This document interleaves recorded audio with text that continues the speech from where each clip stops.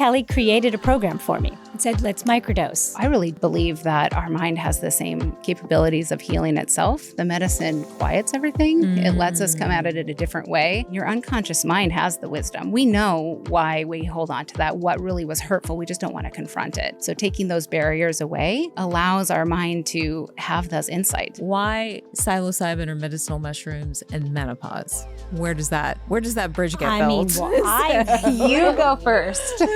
Welcome to Whole Plus, the podcast that embraces and tackles the holistic way, bringing it all together: science, research, innovations in technology, and our collective human experience. This is where science and spirit come together. I'm Dr. Taz, your host and a double board certified medical doctor, an integrative health expert, a nutritionist, and an acupuncturist. I'm also the founder and CEO of Whole Plus, a digital and clinical platform where my team and I practice evidence-based holistic medicine every single day. I know and I hear all the health and wellness noise that's out there. I want this show to be the one to empower you with the knowledge you need to heal not just your body, but your relationships, your communities, and our world. Welcome to Whole Plus.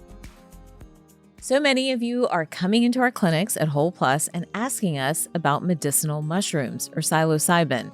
And to be 100% honest, I don't really know a lot about them. And so that's why I invited on our next two guests. Please welcome and meet Kelly McGinty and Dr. Patricia Singh. Kelly McGinty is a family nurse practitioner and co-founder of Trip Home. With a background in primary care, women's health, and psychedelic risk reduction, Kelly brings a deeply holistic, body-centered approach to supporting women through the midlife transition. Dr. Patricia Singh, known as Dr. Trish, is also a co-founder of Trip Home. Trip Home is a visionary collective focused on psychedelic harm reduction and risk reduction education.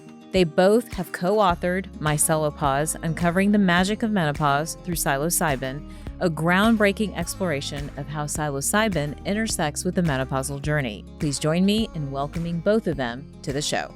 Kelly and Dr. Trish, I am so excited to have you guys on the show. And there are a couple of selfish motivations. So I'm just going to lay it all out there right in the beginning.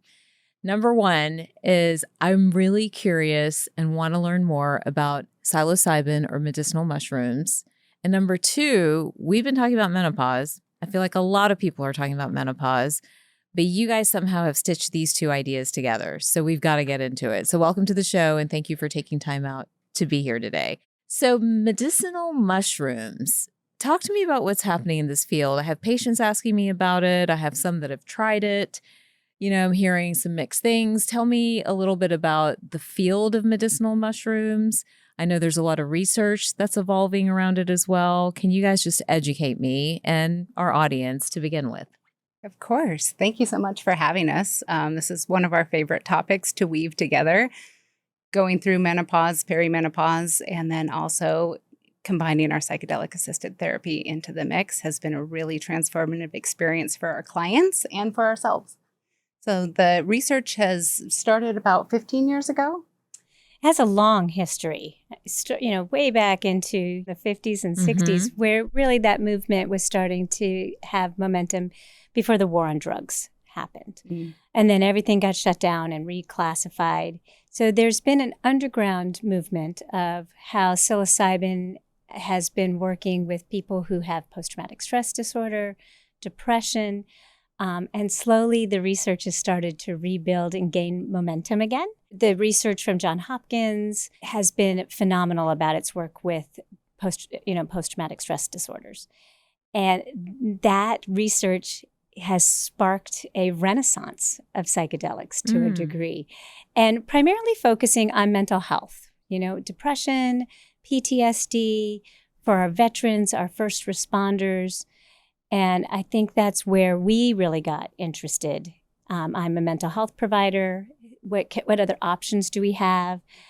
Kelly working with first responders and being an ER nurse practitioner. So the research has grown, but the access to it is still a not struggle. There. It's still a struggle. So you mentioned like the war on drugs in the 50s and 60s. So was psilocybin or psychedelic mushrooms, were those being used actively in medical practice back in the 50s and 60s? They were being researched, yes. And a synthetic molecule, psilocin, was derived during that time, and they were testing it. But the war on drugs cracked down on availability, even though the studies were starting to show some great results with depression, with alcoholism, treatment of alcoholism. And so it really got tabled for about 30 years until the mid to late 80s, when they started researching the molecules again in a therapeutic context to see if they could reproduce those results, if we could utilize these molecules in a different manner. But it really dates back, indigenous times, in cultures, and those have been continued out throughout time. There was never a break. And so they are powerful tools, and when used in community and in an appropriate setting can be magnificent in helping with depression, PTSD, some of these things that we label in westernized medicine, but also consciousness elevation and connection. So you're originally an ER nurse practitioner. Nurse practitioner. I have an ER I know. I'm so excited. And then she's integrative health. So I was like, this is going to be so amazing. And then you have an integrative health, mental and behavioral health background. Yeah. So we're coming, and then I've done a lot in the integrative health and functional medicine space. So, I've seen lots of different types of people and situations and medical conditions, all of those things. What was your motivation? I would love to hear from each of you into diving into the world of medicinal mushrooms to begin with. My background, emergency medicine, nurse practitioner, really had some profound burnout during COVID. Sure. Yeah. And just in emergency medicine in general. Yeah. Sure you can relate. Yes. That there's not a lot of breaks. There's not your adrenal system is just on overload constantly. But really during COVID, it was seeing the mental health community start to collapse on itself. There was an availability. It was a revolving door of people with depression, addiction. They were coming through our emergency department, 75 beds would have 45 psychiatric patients holding in there. And that's, where I came in. Yeah. I wasn't doing a lot of the traumas and the intubations, but I was taking care of the mental health population that was collapsing. And then I saw my first responders starting to really follow suit. Yeah. And same with the frontline workers. I mean, and there was just nothing available. I started researching, started doing some microdosing during that time, and it really helped save me. I was really on the precipice of leaving medicine altogether. I was disenchanted with... Which I'm hearing a lot now, right? A lot of doctors and providers are talking about leaving medicine. And I think the burnout is real. Right.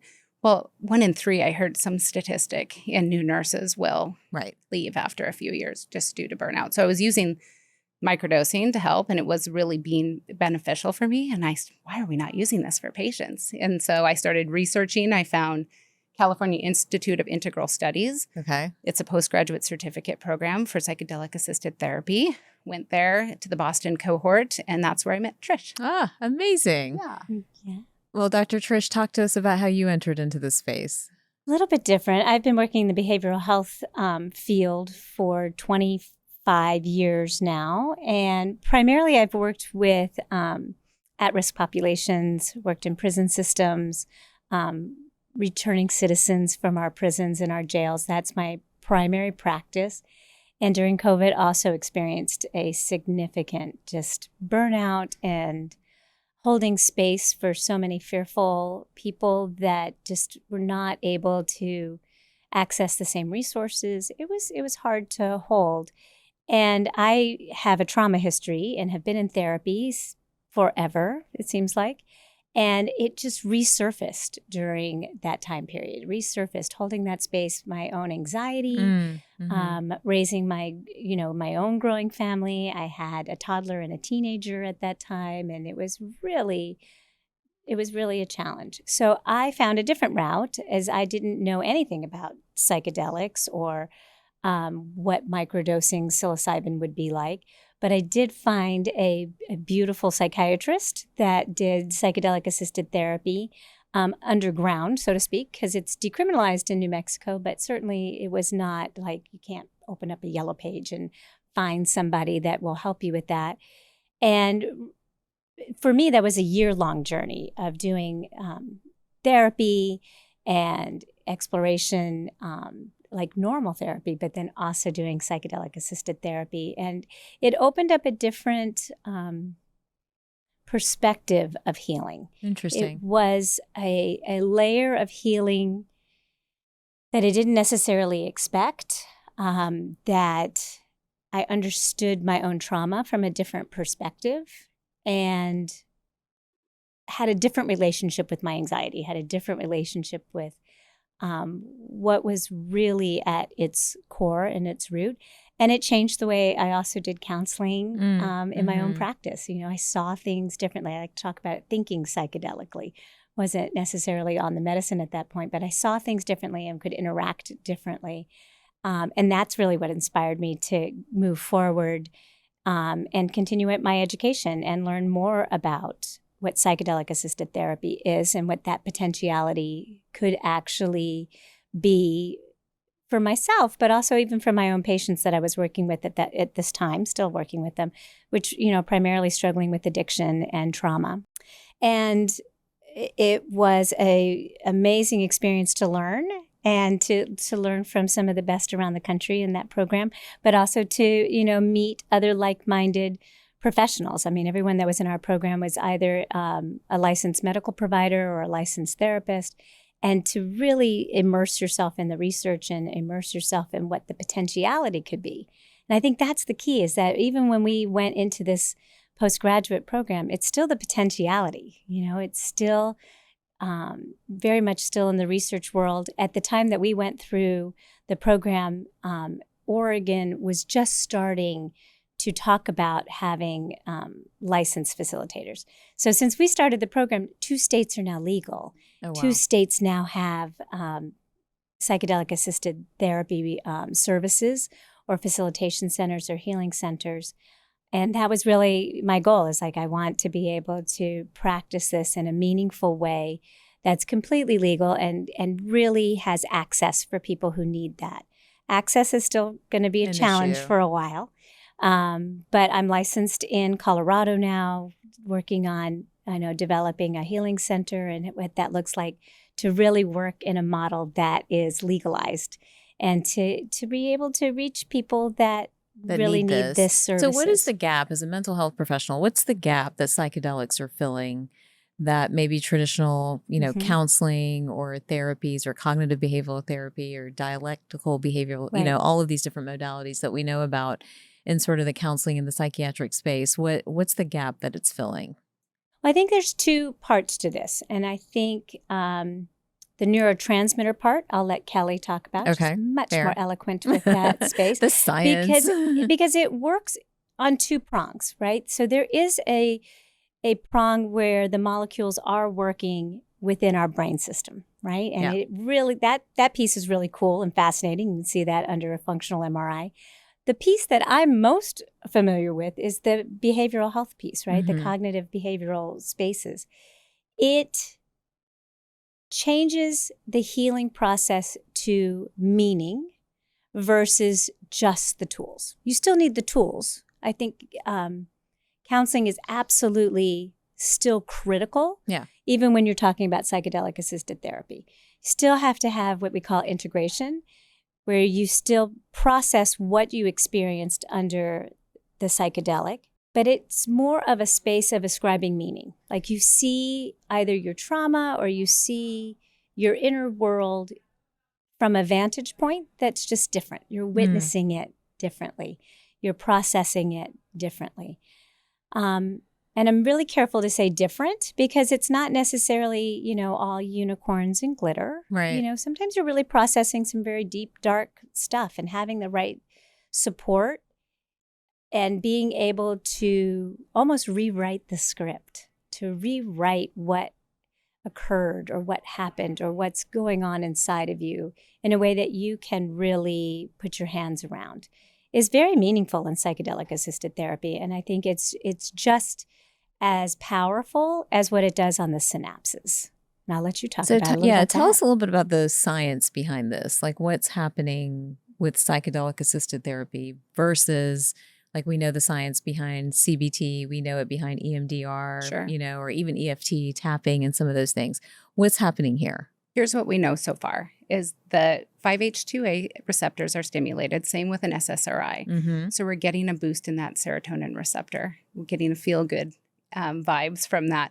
but also the default mode network in the brain starts to quiet. That's perseveration. So people, with depression, PTSD, rumination is a problem. We can quiet those networks of the brain, and we can, like Dr. Singh said, take a look at it from a different vantage point.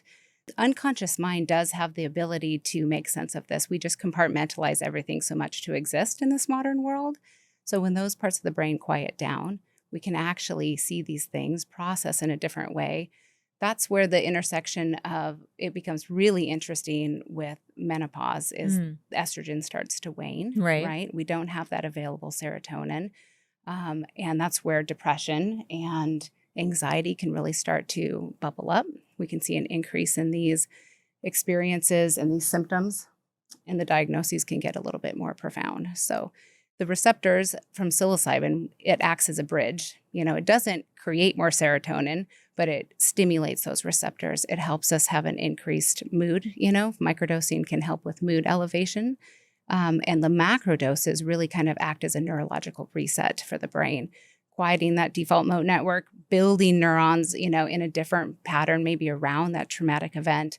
And both of you have mentioned a lot about doing it in the right way and legalization and access. So what is the landscape looking like? And, I'm assuming this is not something someone should go out and just do on their own, is Right. what I'm getting out of this, right? So talk to us a little bit about what the process of, signing up for something like this might look like. Who would you turn to? How would you find a resource? Give us some, landscaping around all of that. Sure. Each state that's been rolling out does it a little bit differently, but I'll talk a little bit about our process and how we came to create it. And it was really through the guidance of the Johns Hopkins research model. Okay. And that's who really were our instructors at CIIS. So we followed suit. We work in a dyad model. We do a lot of preparation. Our practice is about 12 weeks for each client. So we do 6 weeks of preparation, the experience, and then 6 weeks of integration. Really cognitive behavioral tools to help set up the system and the knowledge of them becoming well. And they do start to become sparkly even before they get the medicine. You give them the large dose of the medicine, it acts as a catalyst, resets the brain and sets the trajectory for them to have improved behaviors. And then we integrate those experiences, taking what they learned during that experience, tying it into their goals that they had before the experience so that they can achieve the wellness that they really are looking to achieve. So those first 6 weeks, are they taking the mushrooms every day or what's happening? Nope. We meet with them 2 to 3 times, about every 2 weeks. We're talking goal setting. So they come to us, I want to stop smoking. Okay, let's explore that a little bit.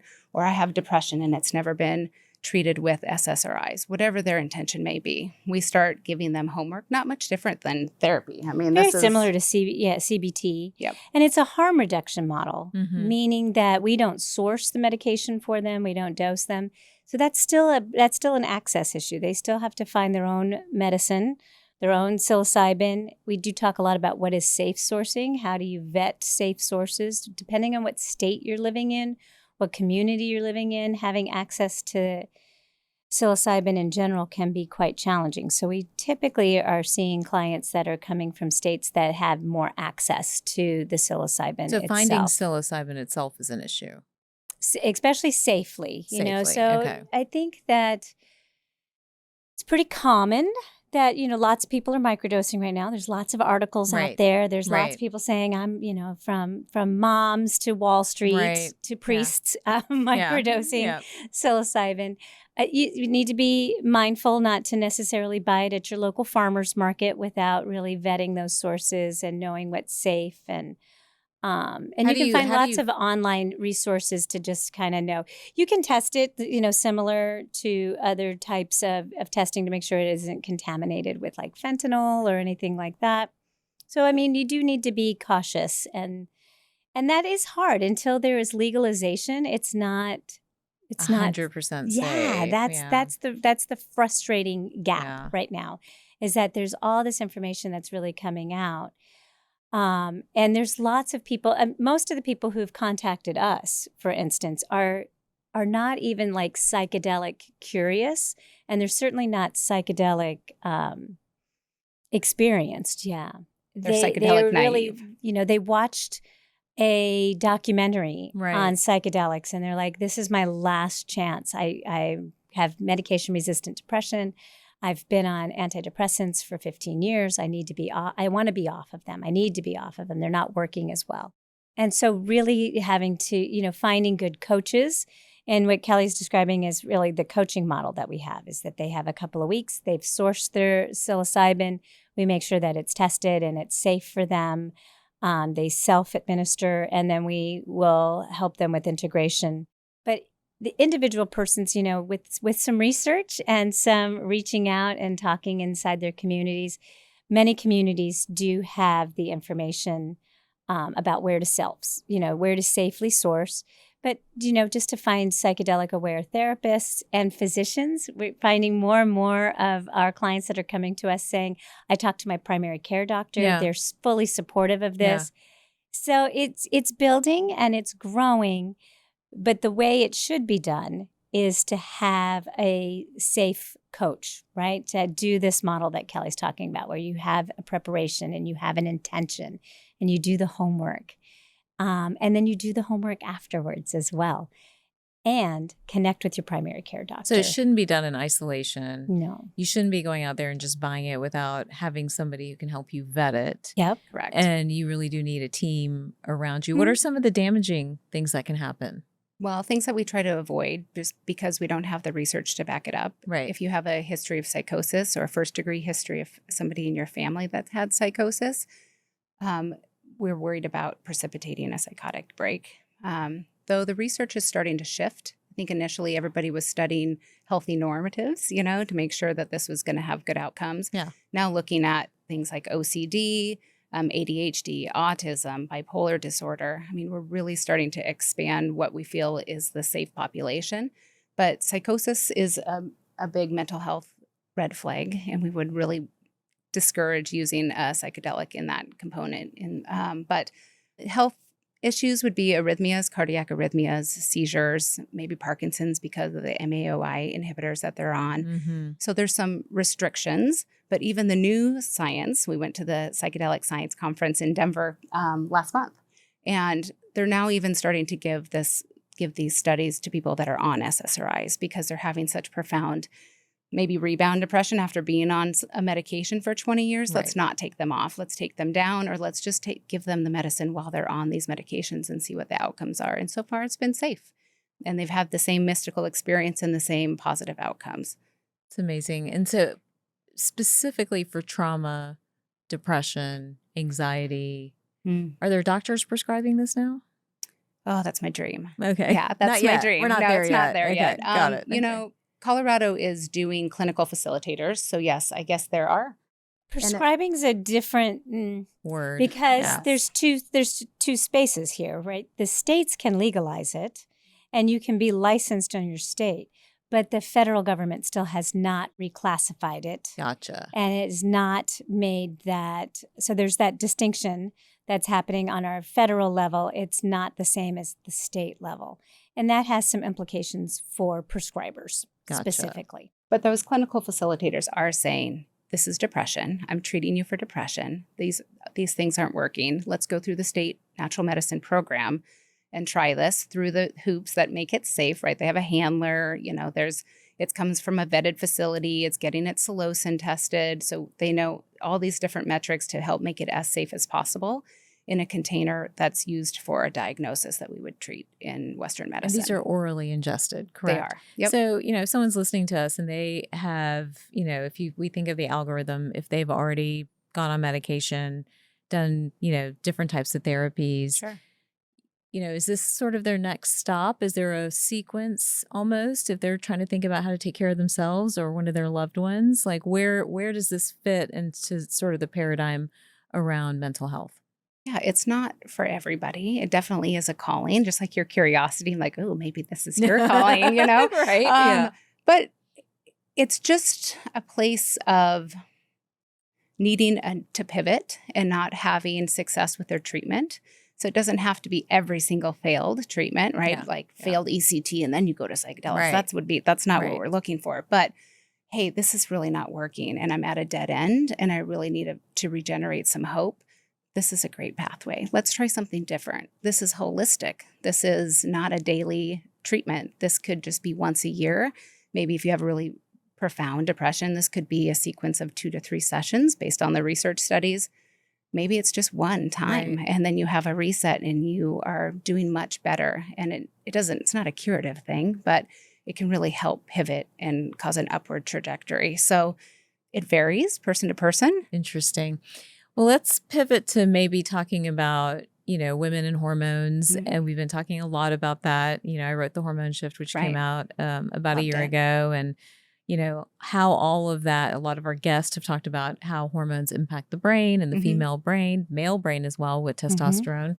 What, again, attracted both of you to the menopause portion of this story, right? Where many women struggle with just not feeling like themselves, or, I've heard everything from, like the lights are out, I can't focus, I can't concentrate, and some of them end up blowing up their lives, right, in different ways. So, why psilocybin or medicinal mushrooms and menopause? Where does that bridge get built? You go first. Yeah, the phases of menopause are so incredible. Love them all. It's great. But there's a few of those phases at the beginning where you're just like the brain fog. Wow. Why am I so angry? Right. How is this going to, pan out in the universe, and not wanting to blow up the entire family unit.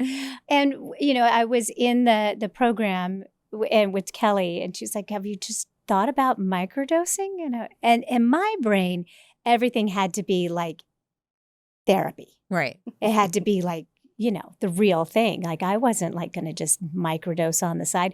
And this was before we had all these articles coming out like, women microdosing, it'll be great. There was none of that. I was like, that just seems really uncomfortable. Well, just try it, try it, but do try it along with diet and exercise. I don't want to exercise. I don't want to diet.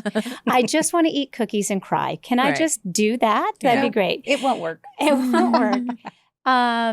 And basically Kelly created a program for me and said, let's microdose and see what happens. And as I was microdosing and journaling, I really came to think about things differently. And one of the things that came to me was one of the barriers that I had, even with weight loss in my transition in menopause, was that, who am I now, right? Am I going to lose weight and get in a bikini and go out, swing dancing? Like, what am I doing? Like, maybe I should just not, just stay on the sofa. Yeah. And then really just embrace that this is a new space for you, right? How can you be powerful and effective and shiny and not just disappear? There was this really, that's like you for were me with menopause was just like a desire to disappear and a fear of disappearing all at the same time. Interesting. And during that space, I came to just say, well, let's think about who are you? Who are you? And it was really a form of self-therapy that I really believe that in the microdosing, it just helped unlock some of those things. Now, I did have a wonderful coach who made me actually eat really good food. And just what are the barriers to that? Like, what is that space? And what are the barriers to exercising when you're in menopause, right? When you have brain fog and you feel bloated and you feel and you just are tired. Did you have like a very obvious menopausal transition? I did. So I had been in perimenopause for what seemed like a century and a half. Mm-hmm. Like, when is this going to stop, right? And the shift into full menopause was like a total dip into the darkness of a black hole. And I was trying to get out through intellectual ways. Right. Like, let's do another graduate certificate program. Right. Let's start a new business. Let's do something to get it started. And I really just needed to spend time on myself. Different than just self-care, different than a bubble bath. Yeah. I needed to really figure out, who am I now that I have a whole new set of chemicals inside my brain? Because it's not really depression. It's not really anxiety, although you can have symptoms of those things. But it's just a transition into who you are next. And that's where we came, I was like, we need to write about this. Like, it's part taking good care of your body, and part using the microdosing or the psychedelic-assisted therapy to want to know who you are again. What did you learn in the process of doing Well, mushrooms? I learned that self-care is different.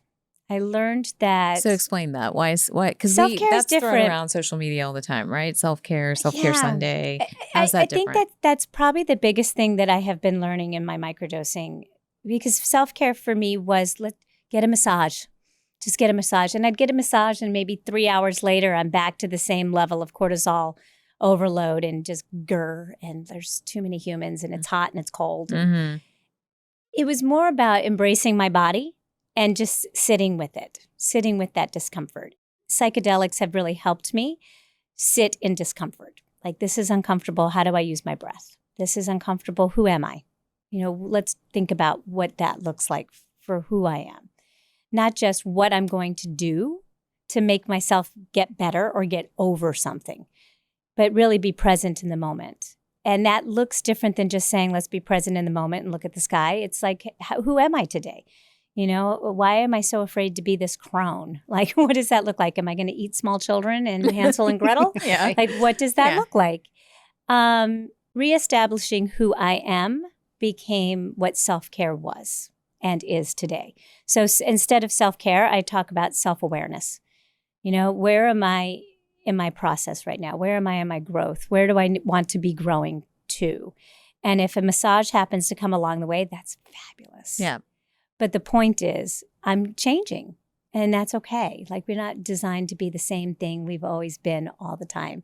And that change is great. And you mentioned, both of you have mentioned the use of psilocybin in trauma. You mentioned personal trauma. You mentioned ER trauma. I have scenes flashing in my head as we talk about the ER and trauma. I could tell some stories there. But, as you go through this process of microdosing, what did you learn in your trauma that changed how you viewed yourself? Like, what connect that for me, right? Sure. Just to give context. So in practice, I talk a lot about trauma, grief. These things create a biochemical inflammatory response in the body, right? Like a low-grade hum, so to speak. And over time, that hum gets louder and louder as you take a few more hits along the way. And then that manifests as disease. So some people get that. Some people are like, I don't know what she's talking about. But anyhow, regardless, we know that trauma sits in the body. We know that it has an impact. Is there something, though, about hitting menopause and being forced to face trauma, or can you ignore it and keep going through it? I'm just so curious about how these things collided. The hum is great. Yes, I hear It's the hum. pain bodies. We talk about collecting the pain bodies and how you have to release those, because it's exactly it. You collect too many, right? And then disease and inflammation. It's not just always injury, right? It's emotional impact too. And is menopause the flame? Is that like the flame? I think that the physiology of it actually is that because estrogen supports the catecholamine production, that we're dropping in that, right? So that's our resilience, right? Glutathione, norepinephrine, dopamine, all these things we need in order to really maintain. So when you get the defenses start to go down, I have had this anxiety for 20 years. Right. What's changed? Nothing. I'm doing my kids, I'm doing the, work and my relationship. Nothing's really changed except for inside my body. There's actually a dip physiology in these changed. things. Yeah. Right. And I think that psychologically, women with trauma histories, our bodies have taken so much of the brunt of the experience, right? Our bodies are objectified. Our bodies have been both our savior and our enemy through the lifespan. And then you reach menopause and it feels like the body is no longer the same protective shell that it always was, whether it's attractiveness, whether it's our weight, or, feeling that invisibility. That invisibility is such a common theme in menopausal women, because being noticed and for potential partners became powerful. Right. And protective in a lot of ways. Right? Like the more attractive you are to a partner, that was symbolic of power, right? To some degree, quote unquote, power, safety too, and right? security. There's some safety in partnering. There's, but there's also some risk, right? And so, but our bodies have been so objectified, particularly in our culture, that when we get to menopause and our bodies are no longer the shiny thing that's our protective, we have to actually confront a different core of ourselves and also still take care of the body and love it in a different way. And, you know, diet and exercise should shift from attractiveness to health, longevity and health. And that shift is a hard shift for a lot of women. That's a hard shift. Like we're still thinking of, we're hitting that treadmill to make it to a size or to make it to a weight goal.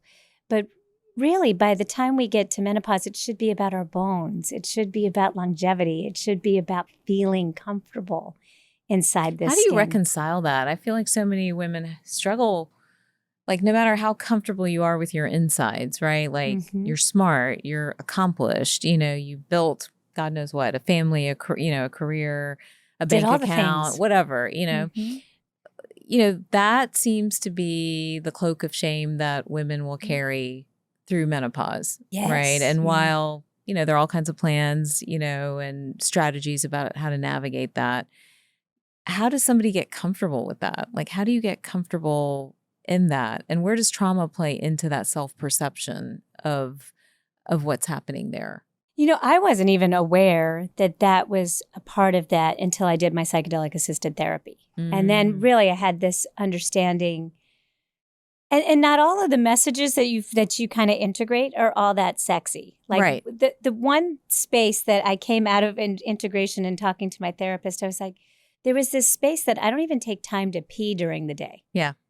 Like I don't even stop to go to the bathroom. You're talking to two ER people, I'm sure. I used to brag. I'm like, I'm a camel. And my husband's like, you're not a camel. You don't drink water. You know, so. This is not this is not a badge of honor. For, exactly. And it is, right? Like I don't... And that, for me, for months afterwards, it's like, if I feel like I have to go to the bathroom, I can make a patient wait. Yeah. I can make a phone call wait. Like, I actually can come first. And that doesn't sound super sexy. That doesn't sound like, you know, whoa. Mystical experience. The bathroom. It actually is a mystical experience because I had not ever really connected myself back to something about my body. It was so much about, I need to be successful. I need to, you know, be there for my patients, be there, you know, but I wasn't being here. Taking care of yourself. Was not. And that's a big, the shift where we really try to focus on this last stage, right? The crone stage. Like she said, oh, we're not going to eat the kids from Hansel and Gretel, but those are the wisdom keepers. Right. You know, this is a badge of honor. Look at how, you know, we're here to hold that space and to transform. And the motherhood stage is beautiful and it's giving. And it's actually a lot of masculine energy because you're protective and you're giving. You're not receiving. The crone is turning back into that. What can I do for myself? You know, how can I glow in this stage? And how can I take all this wisdom that I've gained from all these experiences and make it a positive? And so the psilocybin helps you get there? Is that the... Sure. So here's a great analogy that I heard when we were in school is that when you cut your skin, right, you're not sending, you know, oh, go fix this cut and everything heals. Your body does that for you. I really believe that our mind has the same capabilities of healing itself. The medicine quiets everything. It lets us come at it in a different way. And your unconscious mind has the wisdom. We know why we hold on to that, what really was hurtful. We just don't want to confront it. So taking those barriers away allows our mind to have those insights. We're not processing with them when they're in the experience. Right. They're in eye shades. They have headphones on. They're in listening to music. It's their own mind that's saying, hey, look at this. Oh, do you remember this? How do you think you feel about this now? And looking at it at a different perspective.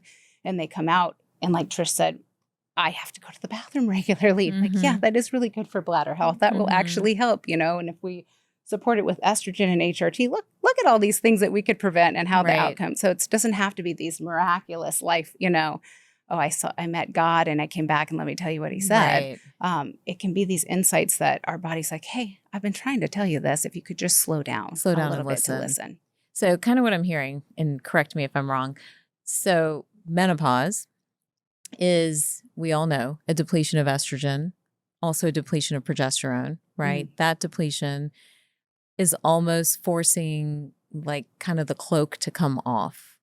because most of the time we can hide behind that cloak, right? Whether it's attractiveness, whether it's intellect, whether it's doing, whatever it is.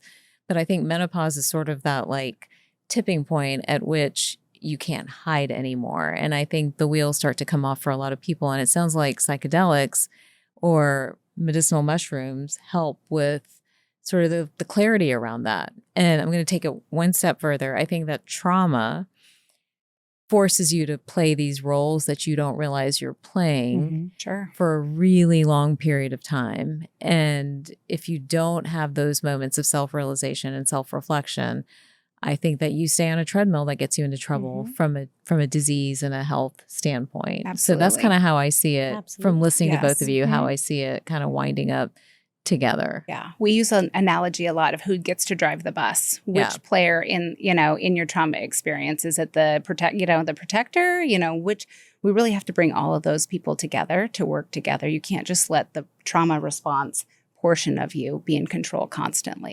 They're there for a reason. Wait, what are the other pieces? You have the protector? Yes, I feel like the protector you can have. There's the inner child. Okay. Yep. Could be the teenager. The teenager. The teenager's the rebel, The right? teenager's the rebel or the one that wants to stay sexy and stay out there. And yes, I can go club until 2 a.m. and I'm 52. Right. No, I cannot. Once a year, I feel like we could pull it off. But there's these different parts of either we developed these different parts of ourselves or they kind of hanged out with us or protect. So there's the protector that can have a lot of anxiety and risk aversion and like protecting. It can also, in severe trauma, that can be also this space that has missing memories or, just trying to close down and compartmentalize other parts of ourselves. If that particular part of ourselves is the one driving the bus, so to speak, or is in control of our day-to-day interactions, it can limit our social interaction. It can limit new experiences, limit new adventures, be really risk adverse. If if we're walking around like this wounded child and still very much connected to the abuse or the trauma that happened to us, we can, stay depressed, stay really in a shameful and a hurtful space. These are all parts of us that adapt so that we can live, but some of them are maladaptive and no longer serve us any longer. And so it's really kind of recentering psychologically. Who would you like to be in control of your life now? Interesting. Looking at this experience, who do you want to be in control of your life? So there's a wonderful form of therapy called Integral Family Systems, IFS, that's very complementary to psychedelic-assisted therapy because it really talks about these parts of us and really talks in imagery about all the different facets that make up a complex personality and a complex system of how to cope and how to navigate with trauma or with burnout. Right. With Burnout's stressors, yeah. right? Yeah. So we can develop the same personalities just by burning out in a career, right? We have the business side of us. If your business side or, my therapist side follows me home, then I'm doing therapy 24 hours a day, 7 days a week. And I never really get to regroup in who am I outside of what I do. And I think that's another part of, is that a protector?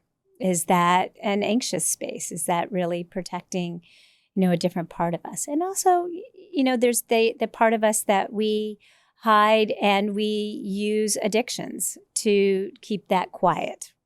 So there's all these different facets to our personality. This is a therapy that utilizes a lot of other therapies to make a bridge from neurochemicals to having tools in our toolbox to navigate in a healthy manner. What are some of your favorite, client stories or patient stories of people that have integrated this type of therapy into their overall plan? What have you guys seen firsthand? We've had a couple people with really profound PTSD that weren't able really even to function, having even with their married partner, having intimate relations based on their experience and their trauma. And after one experience, was able to have more intimacy. Moms that have really struggle with, giving everything and having a reborn connection with their children.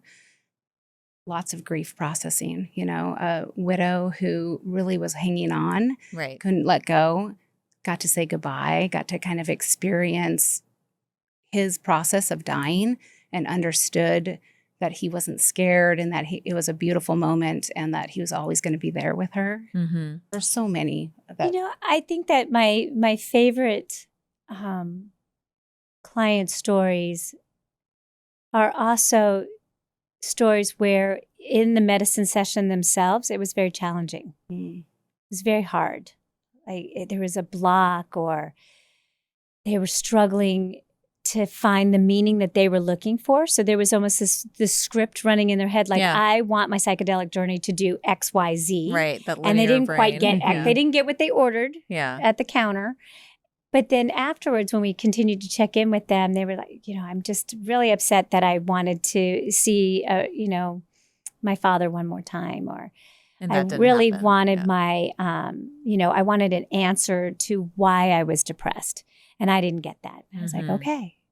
And then over the weeks following, just subtly, those little seeds came to them, right? And they were like, I was walking the other day and I saw, a bird, and that meant so much to me. And this is, it reminded me of my dad. It reminded me that I did say goodbye. It reminded me of this. And it seems subtle, but it wasn't in the medicine session itself that resolution came, or that, thought that what's inside of me is the medicine. And I already had that answer and I didn't know it. I love that. Inside of you is the medicine. I say that a lot of it is within us, but we're too busy or too distracted or blocked or whatever the word is to hear it and to know what to do or to listen to it. Yeah, we are our own inner healers. If we can slow down long enough and get quiet, we can meet our own inner healer. Our bodies can heal themselves. It may not heal in the way you think it's going to heal. Right. It's going to heal in just the way it unfolds, right? Just the way nature had intended that to be. But it does take, us getting out of our own way. Just to ask one more sort of science kind of nerdy question. Has there been any research around psilocybin or medicinal mushrooms and the hypothalamus or the hippocampus? Interesting. I would think about that a lot because of HRT, and the access, how is it impacting it? Doesn't necessarily have a direct, we don't have the research that has the direct there impact. yet. But we definitely I can say, maybe Trish can back me up here, that anecdotally, we can see it acting as a bridge for where it's falling short. Gotcha. And they're learning a lot. And PET scans, people are signing up to trip mushrooms and going to an MRI, which sounds, like the worst thing ever for me. But they are seeing it lights up so many different areas of the brain. And we're learning more every day. And researchers are now combining this with estrogen, studies, and how is this impactful? And oh my gosh, we need to look at psychedelics in women specifically because our bodies are different, and how is it affecting the brain? And we're learning more and more every single day. Well, let's talk a little bit about both your book and the work you guys are doing. You both co-founded, is it Trip Home to focus on harm reduction. Tell us a little bit about that. Yeah, that really started as a space where we could utilize this safely with our licenses. Gotcha. It's a container for people to try psychedelics on their own. We don't supply anything. We advise them in how to find safe product, but we're just holding the container. We're giving them the therapeutic container for them to have this experience and extrapolate information so that they can become, meet their goals. And it was beautiful. Our third member, who's not here with us, is a nurse. She went to California Institute of Integral Studies, Kendra Branch. I want to make sure we mention her because without her, it's really is a triangle, a pillar that built this beautiful business. And we all just wanted to try to help improve our communities. And it's formulated into a beautiful family systems model where not only the voyager or the client has a little bit of light behind their eyes and is shiny, but it's like a torch, right? You come home and your light's bright and shiny, and your family sees that, and that reverberates, and then it goes to your friends, and it really is just impacting the community And it's taken off. And Amazing. it's really How long have you guys been doing this? 3 years. 3 years. Okay. Yeah. Amazing. What's your hope for psychedelics and psilocybin? I would love to see it as a tool. Just Legalized? Legalized. Not necessarily control, in a medical model, but just as an available tool. I mean, it's a natural resource. In very many parts of the countries and the world, you can go out and forage these mushrooms. I don't advise you to do that unless you have experience and are able to identify them safely. But they've been around for a long time. And if we could just utilize something to help make everybody a little bit more well, not unlike your practice. You're taking your knowledge from the ER, right? Which I love, and science, and Chinese medicine and acupuncture. Putting it all together. That's what it is. Yeah. That's what health really should be. Right. We're looking at all these different facets and bringing it in as just another tool. It's not for everybody, right? But making it available, it seems like that makes the most sense. Why not use something that can help 80%? Totally. I mean, I'm all for anything that's expanding our toolbox. I don't think, anyone can have the ego to say that there's only one way to do things, right? So, I mean, I think it's really important. And everyone's journey is, at the end of the day, their own, right? And they have to listen to the modalities and the things that intuitively they know, they're kind of called to use your words, or led to. Tell me a little bit about the book. What do you guys tackle in the book? And what can people learn by picking up a copy of your book? Yeah, we bring it all together, just like what you said. So we, Trisha's beautiful psychological mind and her theories on self-awareness and wellness, and then really talking about the science and encouraging HRT. Again, not for everybody, right? But it's a tool. Combine that with nutrition and exercise and mindfulness. We put together programs kind of built off of what we did for Trish. It's like, hey, amazing. This is what I think we should do. Let's talk about inflammation and nutrition, and then let's start using microdosing because it's subperceptual. Everyday life, you don't have to, need 6 to 8 hours just to have this mystical experience. And it is working on neuroplasticity. It's building neurons. It's building pathways in your brain. So now you're getting healthy, right? And now we're cementing it with this medicine. Well, that's our theory, right? We can't substantiate that with research, but that's our theory. And anecdotally, it's been working wonderfully. Yeah. So in the book, you'll have a history of what psilocybin is, where it came from, how it came to the United States, and then stories just about women who are experiencing menopause and utilizing psilocybin to help with their own personal goals, whether that's trauma, weight loss, intimacy, all of those spaces that are challenged as we change into another role in our lifespan. And to be able to embrace it and love it and look forward to it. I have a 27-year-old daughter, and I wrote, she says, "Can I have a book, Mom?" I was like, "Yeah, you can have a book." So I wrote in there, but just to dedicate the book to my daughter. But then I thought, I hope that by the time she reaches menopause, that this book will seem like there was a time where people didn't want to talk about menopause. Yeah. Why wouldn't we want to have big parties to celebrate that? Right. Yeah. Why wouldn't we celebrate the fact that we are transitioning into,